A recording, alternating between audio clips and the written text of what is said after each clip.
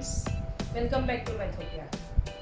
बच्चों, कल के वीडियो में हमने एक्सरसाइज 15.1 के क्वेश्चन 22 तक सॉल्यूशन किया था। अब आज आगे बढ़ना है क्वेश्चन 23 से। ओके, क्वेश्चन 23 जो है उसमें a game consists of tossing a 1 rupee coin 3 times and noting its outcome each time. Hanif wins if all the tosses give the same result, that is 3 heads or 3 tails, and loses otherwise. Calculate the probability that Hanif will lose the game.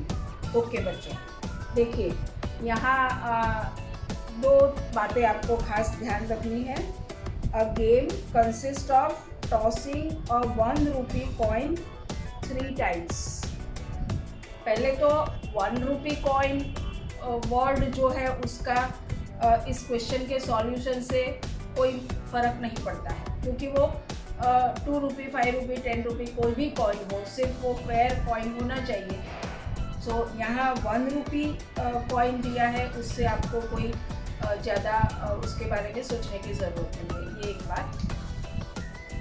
दूसरी बात ये है कि एक coin को आप 3 times toss करते हो, मतलब एक बार टॉस किया, रिजल्ट देखा, फिर दोबारा, फिर तीसरी बार, या 3 कॉइन लेकर के एक साथ उसको टॉस करके तीनों के ऊपर क्या रिजल्ट आया वो देखते हो। दोनों सेम बात है।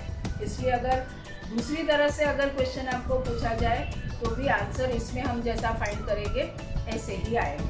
ओके, अब देखिए बच्चों, जब आप कॉइन को 3 टाइम्स टॉस करते हो तो आपको पता है कि कॉइन जो है उस पर जब आप टॉस करते हो तो उसकी पॉसिबिलिटी क्या है आउटकम्स की, आइदर हेड और टेल।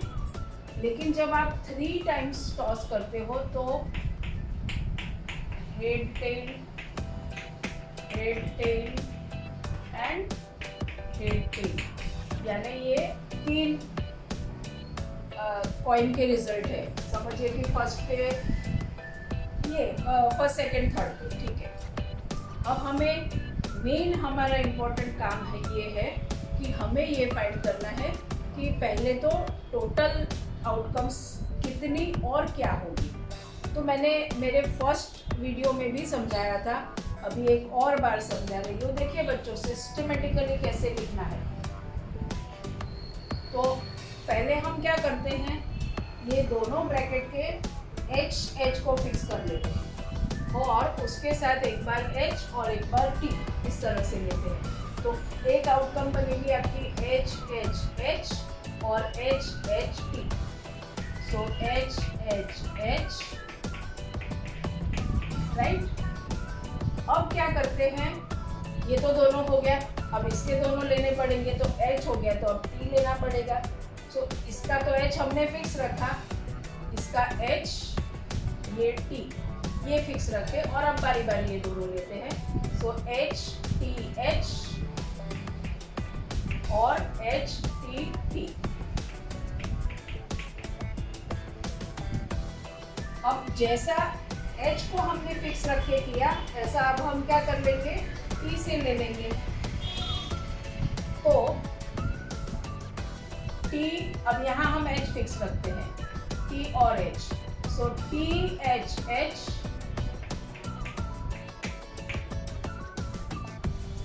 और टी एच टी। अब ये एच हो गया, अब T. So T H and T. तो बच्चों, इस तरह से जब आपने 3 कॉइन्स को टॉस किया एक बार, या एक कॉइन को टॉस किया 3 बार, इस तरह से आपको 8 आउटकम्स मिलेंगे।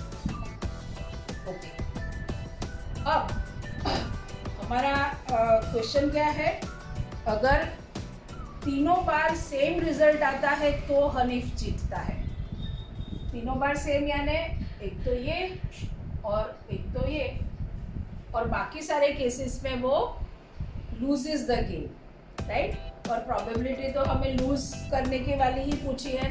सो अब हम लिखते हैं let E be the event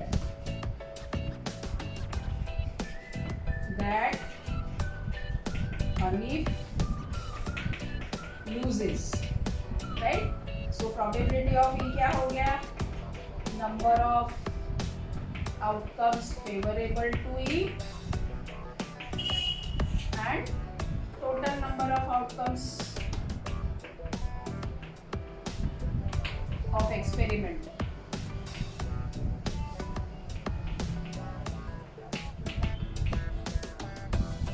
Okay, so अब देखिए बच्चों,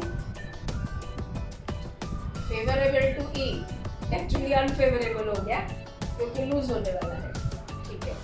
तो कितनी इवेंट्स है? टोटल 8 है, इसमें से ये 2 के सिवा बाकी सब में वो हारेगा, सो इट विल बी 6। और काउंट भी कर सकते हैं 1 2 3 4 5 6, सो इट विल बी 6। और टोटल कितनी है? 8, सो 3/4, right. So probability of losing is 3/4 and winning अगर पूछा होता तो 1 - 3/4 यानी 1/4। ओके, ठीक है। अब क्वेश्चन नंबर 24, ये मैंने तैयारी आपके लिए करके रखी है क्वेश्चन नंबर 24 की। देखिए, पहले पढ़ लेते हैं क्वेश्चन क्या है।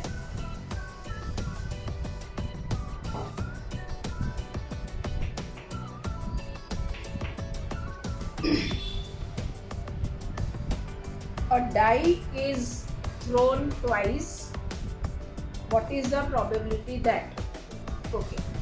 आगे पढ़ने से पहले a die is thrown twice, उसमें भी एक ही बात है, आप समझ लीजिए। A die is thrown twice या 2 dice are thrown once, same results होंगे, राइट। यहाँ एक डाई को 2 बार आपने थ्रो किया है और फिर ऑब्जर्व किया है कि क्या क्या रिजल्ट आते हैं। तो उसके जो रिजल्ट्स हैं, एक्चुअली बच्चों आपने सेट थियरी पढ़ा नहीं है, इसलिए मुझे भी थोड़ी प्रॉब्लम आती है। इसको एक्चुअली ये सेट ऑफ जो सारे रिजल्ट्स हैं उसको सैम्पल स्पेस कहते हैं और उसको इस तरह से ब्रैकेट में लिखा जाता है। यहाँ 6 होगा, यहाँ वो कंप्लीट होगा, ठीक है। आपने इस तरह से मतलब लिस्ट किया है कि ये सारी आउटकम्स 36 आउटकम्स इस तरह की होगी। और आप देख पाते होंगे कि मैंने कुछ एलिमेंट्स लिखे हैं, कुछ नहीं लिखे हैं। तो वो नहीं लिखे हैं वाले जो है वो अभी क्वेश्चन पढ़ने से आपको समझ में आ जाएगा कि क्यों नहीं लिखे हैं, क्योंकि उसकी ज़रूरत नहीं। देखिए, फर्स्ट आपका है what is the probability that 5 will not come up either time. First आपका है 5, so let E be the event that 5 does not come either time. एक भी बार नहीं आना चाहिए, राइट। ओके, तो 5 कितनी बार आता है, कितने ऑप्शंस में या आउटकम्स में, वो टोटल में से माइनस कर देंगे, उतने उसकी फेवरेबल आउटकम्स हो जाएगी। ओके, सो प्रोबेबिलिटी ऑफ ई, ये फॉर्मूला आप अपने आप लिखोगे, दैट इज इक्वल टू, देखिए अब इवेंट क्या है, 5 does not come either time, और टोटल हमारे पास 36 है, ये तो पता है। उसमें से 5 कितने आउटकम्स में आता है, देखिए ये मैंने 5 जहाँ अपीयर होता है ना वो सारी लिखी है, राइट। तो देखिए 1 2 3 4 5 6 7 8 9 10 11, इसको दोबारा काउंट नहीं करना है, एक बार वो काउंट हो गया, ये गलती नहीं होनी चाहिए, इसलिए मैंने ये यहाँ लिखा है आपको क्लियर कट समझ आने के लिए। फिर से हमें चाहिए कि 5 एक भी बार आना ना चाहिए, राइट? तो 5 कहाँ कहाँ आता है वो टोटल में से माइनस कर लेंगे। तो कितने आउटकम्स में 5 दिख रहा है? देखिए 1 2 3 4 5 6 7 8 9 10 11। इसको दोबारा काउंट नहीं करना है क्योंकि इस लाइन में वो काउंट हो गया। सो 36 में से 11 आपने माइनस किया, सो 25। सो 25 आउटकम्स आर सच कि जहां आपको एक भी 5 नहीं दिखेगा। So probability will be 25 upon 36। Okay, second में पूछा है 5 will come up at least once. Okay, उसको हम F बोल देते हैं। That 5. So let F be the event that 5 will come up at least once. देखिए बच्चों, जैसे मैंने कल बताया था, अब यहाँ पर भी आपको ये फ्रेज जो है एटलीस्ट, एटमोस्ट, इसके मीनिंग पता होने चाहिए। वो अगर क्लैरिटी नहीं होगी, ये सब अच्छे से आता है, ये सैम्पल स्पेस बनाना आता है, प्रोबेबिलिटी की फॉर्मूला आती है, लेकिन अगर एटलीस्ट का मीनिंग नहीं पता है तो अगेन आंसर सही नहीं मिलेगा। ओके, सो एटलीस्ट वंस यानी कम से कम एक बार, एक या एक से ज़्यादा लेकिन एक से कम नहीं, एटलीस्ट का मतलब है। तो यहाँ क्योंकि ज़्यादा से ज़्यादा वो 2 बार आएगा, यानी ऐसी आउटकम्स जहाँ आपका 5 एक या 2 बार आया हो। एटलीस्ट वंस, फिर से एटलीस्ट वंस यानी एक बार या एक से ज़्यादा बार लेकिन एक से कम बार नहीं। सो 5 एक टाइम या 2 टाइम आया हो, ऐसी पॉसिबिलिटी कितनी है? 11। अभी हमने देखा 1 2 3 4 5 6 7 8 9 10 11, यानी कि 11 आउटकम्स ऐसी है जहां आइदर 5 एक बार आता है या 2 बार आता है, और एटलीस्ट 1 में तो एक या दोनों चलेगा। So it will be 11/36 probability of F। और अगर आपको ऐसा कहा है, नहीं कहा, अगर ऐसा कहा होता कि 5 अपीयर्स एग्जैक्टली 2 टाइम्स, राइट, तो सिर्फ एक पॉसिबिलिटी है, तो उसमें आप 1/36 मिलते, राइट। अभी मैं यहाँ 11 रहने देती हूँ, लेकिन यहाँ क्योंकि कंफ्यूजन ना करें।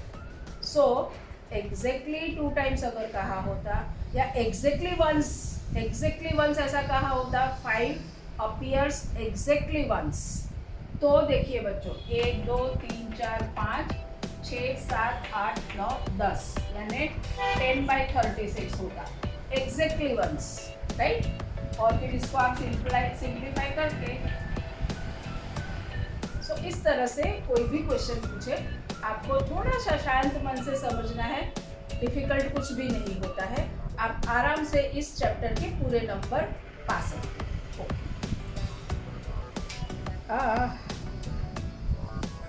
क्वेश्चन नंबर 25 भी अच्छा क्वेश्चन है कंसेप्ट की क्लैरिटी के लिए।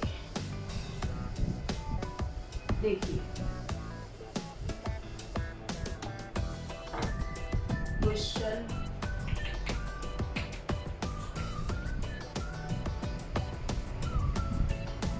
which of the following arguments are correct and which are not correct, give reasons for your answer। सिर्फ बता नहीं देना है कि ये गलत है ये सही है, हम उसको क्यों सही कह रहे हैं या क्यों गलत कह रहे हैं वो भी बताना है, ठीक है। चलिए तो पहले इनके आर्ग्यूमेंट्स सुनते हैं।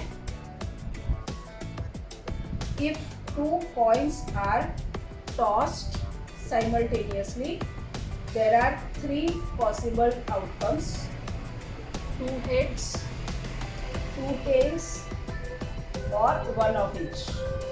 Therefore, for each of these outcomes, the probability is 1/3।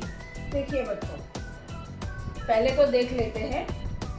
If 2 coins are tossed simultaneously. तो आपके पास पहले तो आपको ऑल पॉसिबल आउटकम्स देखनी पड़ेगी. तो 2 coins यानी HT इसको आपने एक साथ टॉस किया है और फिर आप देख रहे हैं कि दोनों पे क्या क्या रिजल्ट आ रहा है. तो इसके जो total number of outcomes will be 4 और वो तो लिखना बहुत आसान है. H के साथ H, H के साथ T, TH, TT, राइट. अब इसको अगर आप देखें तो अल्टीमेटली आपके पास 3 रिजल्ट्स है. दोनों पे हेड, दोनों पे टेल और एक पे हेड एक पर टेल, ऐसा आप कह सकते हो. और इसलिए बच्चा ये कहता है या कोई भी जो भी आर्ग्यूमेंट कर रहा है वो ऐसे कह रहा है कि द प्रोबेबिलिटी इज 1/3. फिर से समझिए आर्ग्यूमेंट क्या है. 2 कॉइन्स को जब आप एक साथ टॉस करते हो तो जो आउटकम्स आती है उसमें 3 अलग अलग पॉसिबिलिटी है. एक पॉसिबिलिटी है दोनों पर हेड आए, दूसरी पॉसिबिलिटी है दोनों पर टेल आए और तीसरी पॉसिबिलिटी है एक पर हेड आए एक पर टेल आए. यानी कि पॉसिबिलिटी तो 3 ही दिख रही है. तो इसका मतलब ये हुआ कि हर एक की अकर होने की प्रोबेबिलिटी 1/3 होनी चाहिए, राइट. तो अब हमारा आंसर ये है कि ये बात या तो ये स्टेटमेंट सही नहीं है. 3 पॉसिबिलिटी या तो 3 आउटकम वाले केस में हर एक इवेंट अकर होने की प्रोबेबिलिटी 1/3 तभी होती है जब वो तीनों इवेंट्स इक्वली लाइकली हो. यहाँ आप देखें कि ये जो 3 इवेंट्स है, दोनों पे हेड होना, दोनों पे टेल होना या एक पे हेड और एक पे टेल होना, ये इवेंट्स इक्वली लाइकली नहीं है. क्यों? क्योंकि यहाँ ये इस 2 इवेंट आउटकम्स में अगर आप ध्यान देते हैं तो ये भी आउटकम ऐसी है जो बता रही है कि एक पर हेड एक पर टेल. ये भी आउटकम बता रही है कि एक पर हेड दूसरे पर टेल या एक पर टेल दूसरे पर हेड. सेम बात. फिर से कंफ्यूज नहीं होना मेरे लैंग्वेज से. फिर से ये दोनों आउटकम आपको बता रही है कि एक पर हेड और दूसरे पर टेल आएगी. यानी कि यहाँ दोनों पर हेड और दोनों पर टेल के लिए तो एक एक पॉसिबिलिटी है, एक एक आउटकम है. लेकिन एक हेड और एक टेल ऐसा अगर होने के लिए 2 आउटकम है.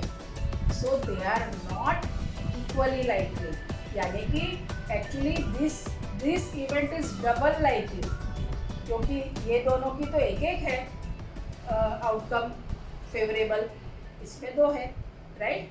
सो जब आउटकम्स जो है वो इक्वली लाइकली नहीं है तो फिर हम हर एक की पॉसिबिलिटी या तो प्रोबेबिलिटी 1/3 नहीं कह सकते. सेकेंड उनका क्या कहना है वो देख लेते हैं.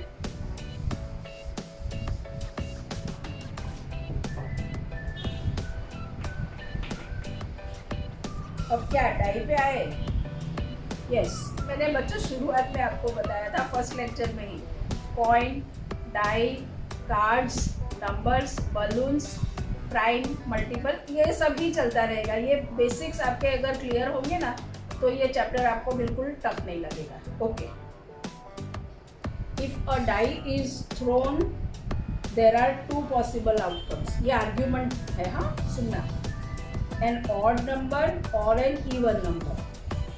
Therefore, the probability of getting an odd number is 1/2. देखिए बच्चों, हमें जो पता है उसके हिसाब से if a die is thrown, there are 2 possible outcomes. हम पहले हमारी बात समझ लेते हैं. हम क्या जानते हैं कि जब हम डाई को थ्रो करते हैं तो देर आर 6 पॉसिबल आउटकम्स. और वो आउटकम्स कौन सी है? 1 2 3 4 5 6. अगर हम ऐसी इवेंट लेते हैं कि the number of we are getting an odd number, the event of getting an odd number. So event of getting an odd number. तो देखिए बच्चों, कितनी आउटकम्स है जिसमें हमें ऑड नंबर मिला ऐसा हम कहेंगे? तो 1, 3, 5, यानी कि 1, 3 या 5, ये तीन में से अगर कोई भी नंबर आया तो हम कह सकते हैं कि odd number has occurred. So there are 3 outcomes favourable to our event of getting an odd number. So 3 outcomes. Or event of getting an even number. तो इवन के लिए क्या क्या पॉसिबिलिटी है? एक तो 2, 4, 6, यानी कि इन तीनों में से कुछ भी आया तो भी हम कहेंगे कि इवेंट हैज अकर्ड. सो उसके लिए भी फेवरेबल आउटकम्स कितनी है? 3 आउटकम्स. फेवरेबल वर्ड यूज करते हैं, 3 फेवरेबल आउटकम्स, राइट? ओके. और अगर अब हम इसकी प्रोबेबिलिटी फाइंड करें, इसको अगर ई बोल देते हैं, इसको एफ बोल देते हैं,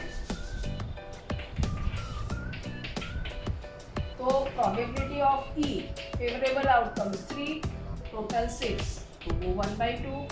प्रोबेबिलिटी ऑफ एफ 3. तो अब ये आर्ग्यूमेंट सही है क्योंकि ये जो आउटकम्स है वो इक्वल है. So this events are equally likely. इसी तरह अगर आपको कहा होता कि इवेंट ऑफ गेटिंग प्राइम, तो प्राइम में भी आप देखते हैं कि 2, 3, 5 ये 3 नंबर है जो प्राइम है आउट ऑफ दिस 6, तो उसकी भी फेवरेबल आउटकम्स 3 है, तो उसकी भी प्रोबेबिलिटी जो है वो 1/2 आने वाली है. सो कहने का यानी मेरा जो आप कंफ्यूज नहीं होना, अगर आपको ऐसा कहा होता कि if a die is thrown there are 2 possible outcomes, an odd number और an even number, and therefore the possibility of getting an odd number is 1/2. इसके बदले even number probability of getting an even number is 1/2 ऐसा कहते तो भी चलता. और odd even के बदले आपके पास अगर प्राइम की बात करते तो भी 1/2 ही उसकी probability आने वाली है. So ये getting even और getting odd they are equally likely events, और इसलिए उसकी ये दो जो है तो वो 2 है, इसलिए 1/2 करने से, right? So the thing is first argument is incorrect and second argument is correct. तो बच्चों इसके साथ हमारी एक्सरसाइज खत्म नहीं हुई है. क्यों खत्म नहीं हुई है? क्योंकि क्वेश्चन नंबर 2 हमने छोड़ा हुआ था, उसको डिस्कस करना पड़ेगा तब खत्म होगी. चलिए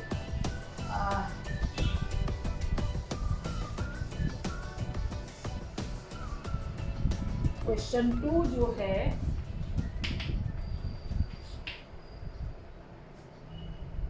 देखिए बच्चों, which of the following experiments have equally likely outcomes, explain. ये जो भी अभी ये 4 स्टेटमेंट मैंने इसको काफ़ी समय लिया है आपको समझाने से पहले. कुछ एक्सपर्ट्स के साथ इसके बारे में डिस्कशन भी किया है और मुझे अलग अलग आंसर मिले हैं, लेकिन जो भी आंसर मिले हैं उस पर से मैं आपको ये कंसेप्ट अच्छे से अच्छे तरीके से समझाने की कोशिश कर रही हूँ.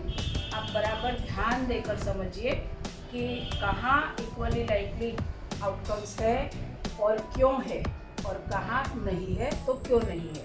ओके, देखिए सबसे पहली बात हम ये समझ लेते हैं ये क्वेश्चंस पढ़ने से पहले कि इक्वली लाइकली आउटकम्स की अगर हमें बात करनी हो तो हमें सबसे पहली बात ये ध्यान में रखनी है कि वो आउटकम सिर्फ और सिर्फ चांस पे डिपेंडेंट होनी चाहिए, राइट? देखिए, a driver attempts to start a car, the car starts or does not start. वैसे तो दोनों में से एक ही होने वाला है, मतलब ड्राइवर है वो कार को स्टार्ट करने की कोशिश कर रहा है, तो either car will start or it will not. तो अब मतलब ये दो आउटकम है, कार स्टार्ट होना, कार स्टार्ट नहीं होना। अब हमें ये देखना है कि are they equally likely outcomes. तो आंसर इज नो, क्योंकि कार स्टार्ट होना या ना होना चांस वाली बात नहीं है। अगर आपकी कार सही होगी, ठीक ठाक होगी, तो वो स्टार्ट हो जाएगी, बिगड़ी हुई होगी तो वो नहीं होगी। So it depends on car, right? और भी कई सारे फैक्टर्स पे वो डिपेंड कर सकती है, लेकिन चांस वाली बात नहीं है। तो सबसे पहली बात कि इसमें चांस वाली कोई बात नहीं है। और दूसरी, अगर आप ज़्यादातर एक्सपेरिमेंट्स करें, मतलब 1000 टाइम्स आप कोशिश करके देखें कि भाई कार स्टार्ट होती है कि नहीं होती है, तो अगर आपकी कार ठीक ठाक है तो देर आर मोर केसेस कि वो स्टार्ट हो जाएगी एक अटेम्प्ट में, और स्टार्ट नहीं होने के केसेस बहुत कम आएंगे 1000 में से। और अगर बिगड़ी हुई होगी तो उल्टा, राइट? तो कहने का मतलब है कि ये चांस वाली बात नहीं है।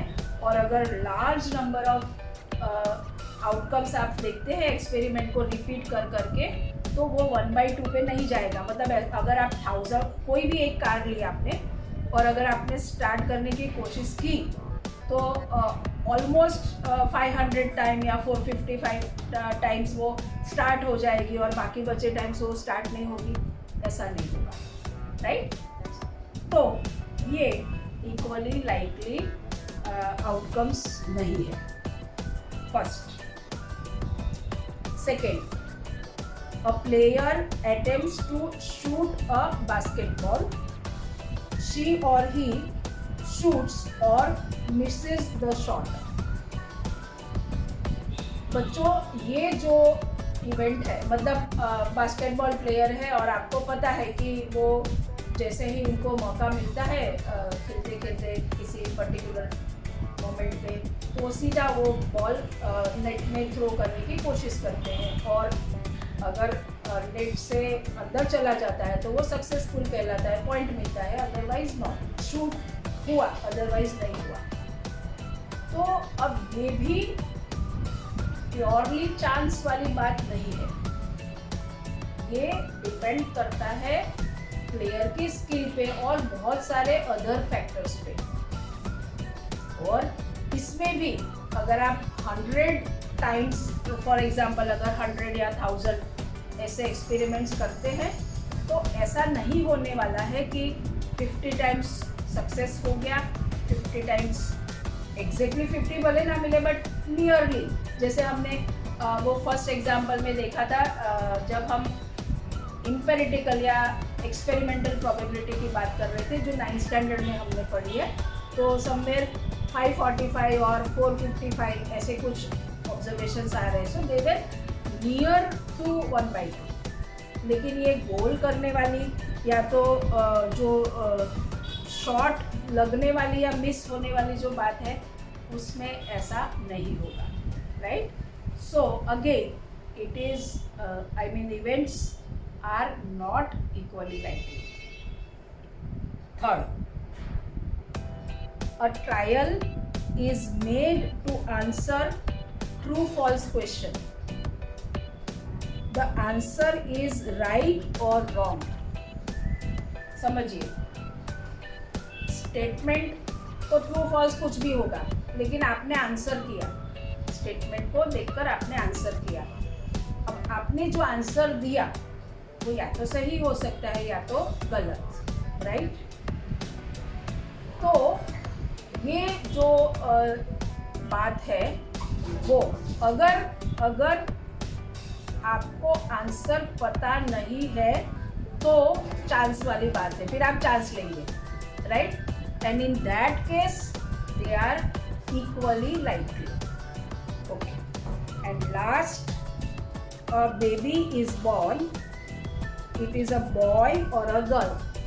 और तो ये भी 100% चांस वाली बात है, right? And they are, I mean both the events they are equally likely. तो इस तरह से आप इक्वली लाइकली आउटकम्स का कंसेप्ट समझ सकते हैं. और लास्ट मेरा मन कर रहा है कि सिर्फ एक क्वेश्चन नंबर 20 हमने छोड़ा है, तो उसको कंप्लीट करके आज का काम यहाँ ख़त्म करते हैं. देखिए बच्चों, question number 20, exercise 15.1.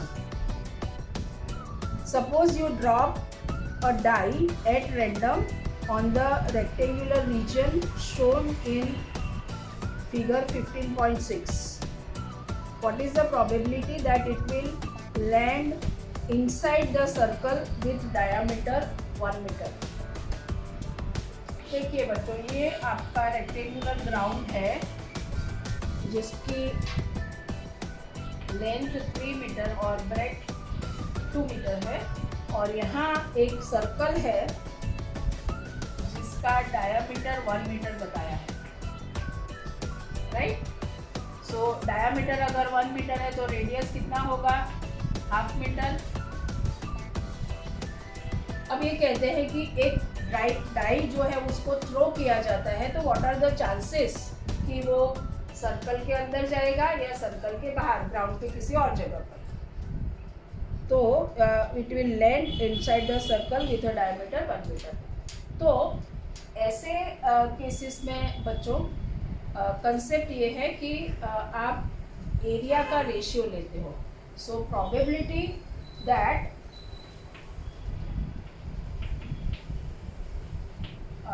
Die will land inside a circle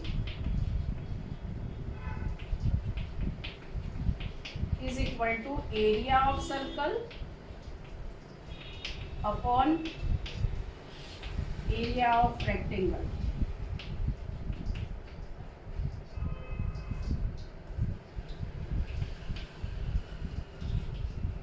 Right? Okay. So देखिए, फिर से आपका प्रीवियस नॉलेज काम में आया ना. What is the formula for area of circle? Pi r square, right? So pi r square upon length into breadth, area of rectangle. Value डाल देते हैं.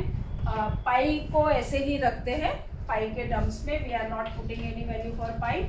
आर स्क्वायर यानी रेडियस क्या है आपकी? 1/2. सो उसका स्क्वायर होगा 1/4, और वो 4 जो है वैसे भी डिनोमिनेटर में जाने वाला है, और length into breadth, so 3 into 2, राइट? एंड देयरफॉर आंसर क्या होगा आपका? Pi by 24. ये जो है वो प्रोबेबिलिटी है that the die will land inside the circle. ठीक है बच्चों, तो इस तरह से अब ये एक्सरसाइज 15.1 यहाँ ख़त्म होती है. बच्चों ये आपकी एक्सरसाइज में एक एक क्वेश्चन दिए हैं, और इस चैप्टर की सारी पॉसिबिलिटी, सारी वैरायटी, कुछ क्वेश्चन पेपर में भी क्वेश्चन कैसे पूछे जा सकते हैं, प्रैक्टिस बुक में भी कैसे अलग अलग क्वेश्चन दिए हैं, उन सब को सिलेक्ट करके मैंने बहुत अच्छे अच्छे क्वेश्चंस आपके लिए छांट के रखे हैं. अगर वो सारे क्वेश्चंस आप कर लोगे तो फिर आपके लिए कुछ नया नहीं रह जाएगा. तो अब कल से हम ये इस चैप्टर के इम्पॉर्टेंट एंड चैलेंजिंग क्वेश्चंस करेंगे, और इन अ वे आपका एक रिवीजन भी हो जाएगा. तो आने वाले वीडियोस आप बड़े ध्यान से उनको देखिएगा, समझिएगा. अपनी जो आपने एक नोटबुक बनाई है उसमें सारे क्वेश्चंस अपने आप सॉल्व करने की कोशिश करना. बच्चों जब आप मुझे सॉल्व करते हुए देखोगे तो आपको लगेगा हाँ ये मुझे आ गया, आता है. लेकिन जब सिर्फ आपके सामने क्वेश्चन होगा और आपको इंडिपेंडेंटली सोच के उसको सॉल्व करना होगा, तब अगर आप सॉल्व कर पाओ तो ही समझना कि आपको आता है, राइट? तो आप इस तरह से इस एक्सरसाइज को अभी कंप्लीट कीजिए अपने नोटबुक में। वीडियो जो है वो मैक्सिमम अपने फ्रेंड्स के साथ शेयर कीजिए, और चैनल अगर अभी तक आपने सब्सक्राइब नहीं की है तो सब्सक्राइब कर लीजिए। मिलते हैं नेक्स्ट वीडियो में इम्पॉर्टेंट एंड चैलेंजिंग क्वेश्चन के साथ। Thank you very much.